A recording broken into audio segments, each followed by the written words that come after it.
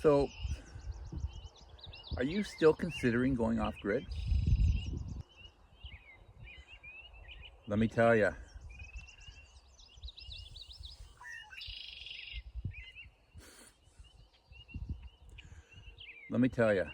you're going to face some challenges.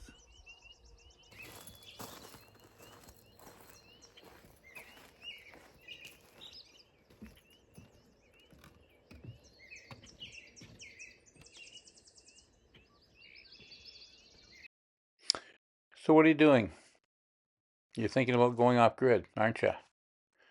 Or have you given up on the idea?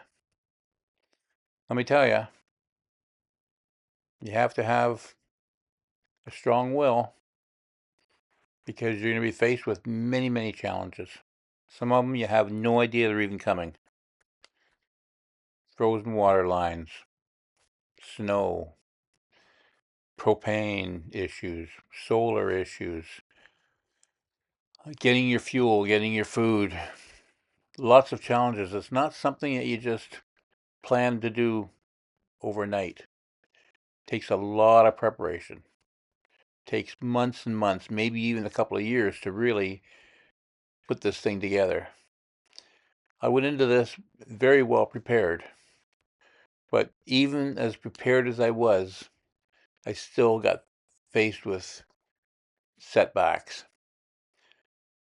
The thing is now, how do I deal with those setbacks?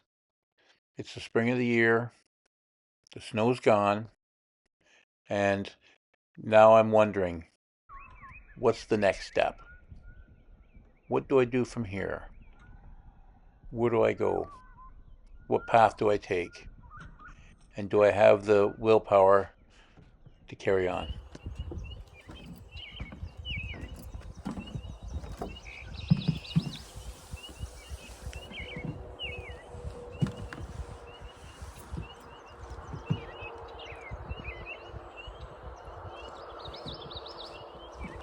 Well, good morning. It's an absolutely gorgeous day out today. So, are you still considering going off grid? Birds, nature, solitude, just enjoying God's creation? Let me tell you, it's a hard job. You think it's all just fun, relaxing, and just sitting back and just doing what you want. It doesn't work like that. I'm up in northern Ontario right now, and we had a bad winter. We had snow, so much snow.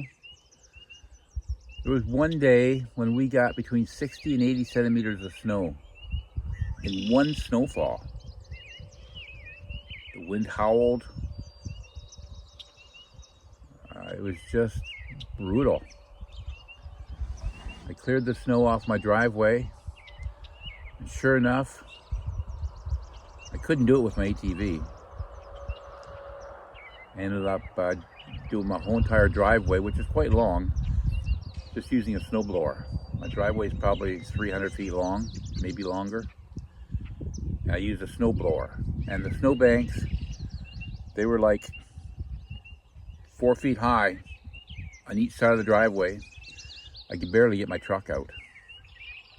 Like, we had a lot of snow. And it seemed like every day I was out clearing snow. Clear it off the driveway, clear it off the solar panels, clear it off the roof. Just brutal, just brutal. I mean, it's gone now, but we're into the third week of May, and up until a week and a half ago, we still had piles of snow. The snow's finally gone now, but that was brutal. My water line going into the kitchen. I spray foamed underneath the house. I spray foamed probably, my kitchen floor is all spray foamed. I cut a trench through it. I put my water lines in nice and close to the floor. I re-spray foamed it. 6 inches of spray foam. And there's one spot where I didn't have enough spray foam, right at an elbow. Sure enough, froze. But once it froze, you're stuck. You can't unfreeze it when it's under the house in amongst all the spray foam, especially when you're not sure where it's even frozen. So needless to say, I had to cut the lines because I didn't want them to burst, cap the ends, and then we carried water in the kitchen for, I don't know, 6 weeks. That was brutal. And then my drain to the kitchen. Sure enough, I didn't have quite the slope on it that I should have had. The water accumulated in the drain, froze. So I had to go under, had to cut the drain, had to cut the ABS, had to run a new piece of ABS out onto the ground so I could drain the kitchen sink. It's gray water, so it's not a big deal. But still, it was an inconvenience. I put solar panels on the roof, assuming I would get more hydro, but sure enough, I had too much shading, and they just wouldn't do it for me. So the snow wouldn't slide off the roof because the solar panels were in the way. It's a steel roof. So I ended up just last week tearing all the solar panels back off the roof, and I'm going to mount them on a wooden structure out in the yard somewhere. I've got an idea where they're going, so that's a project for down the road. But because my original bank of solar panels were getting shade on them as well, it turned out that a lot of times my battery was fully charged, but on a few of those days when it was cloudy and I just couldn't get enough sunlight, we had to start the generator. So now we have the generator running, so we're spending money on fuel for the generator. That was an inconvenience. I've got 200-pound propane bottles, and I put them on the south side of the house so that when the sun hits them, it would keep them warmer. Sure enough, my regulator would freeze up on me. So I've got a plan for fixing that, but again, off and on propane. I mean, it wasn't really a big deal because we got the wood stove to keep the house warm. And I've got an electric heater, or an electric burner for cooking on, if I'm not cooking on the wood stove. So it was an inconvenience, but we managed to get through it. What else happened this winter? I don't know. Just a bunch of little things. Just a bunch of little things that I wasn't expecting. So, what the plan is you need to plan ahead for the winters. Especially if you're in northern Ontario or you're somewhere in northern, and you're in an area where you get a lot of snow.